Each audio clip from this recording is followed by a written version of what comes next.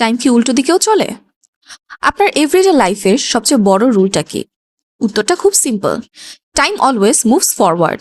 পাস্টকে আপনি চেঞ্জ করতে পারবেন না।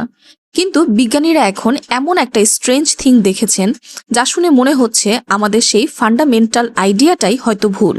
মিস্ট্রিটা ঠিক কোথায়?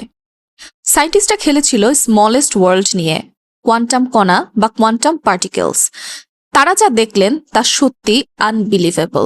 এই এক্সপেরিমেন্টের রেজাল্ট আমাদের ফ্যামিলিয়ার কজ অ্যান্ড ইফেক্টের ধারণাকেই কমপ্লিটলি শ্যাটার্ড করে দিয়েছে। বিজ্ঞানীরা বলেছেন এর মানে হতে পারে টাইম সরল রেখা নয়। আমরা যেমন ভাবি টাইম একটা স্ট্রেট রোডে চলে, আসলে তা নয়।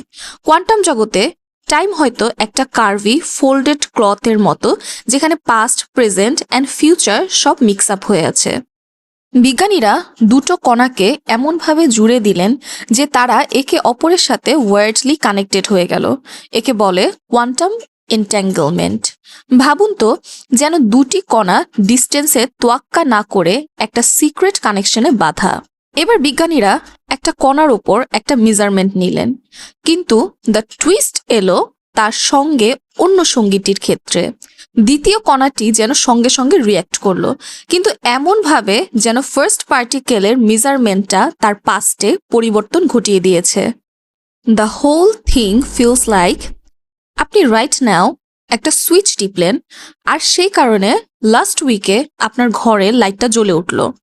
অর্থাৎ ফিউচারে নেওয়া একটা ডিসিশন যেন পাস্ট ইভেন্টকে চেঞ্জ করে দিচ্ছে। ইউনিভার্স হয়তো পাস্ট, প্রেজেন্ট আর ফিউচারকে সেপারেটলি রাখে না, বরং তাদের একটা ডাইনামিক হোলের মধ্যে বুনে দিয়েছে। আমরা বিগ ওয়ার্ল্ডে টাইমকে ফরওয়ার্ডে যেতে দেখি, কিন্তু মাইক্রোস্কোপিক কোয়ান্টাম ওয়ার্ল্ডের রুলটা যেন টোটালি অপোজিট মনে হচ্ছে। টাইম যেন কোনো নদী নয়, বরং একটা মিরর। এই মিররে পাস্ট আর ফিউচার একে অপরের মুখ দেখতে পায়।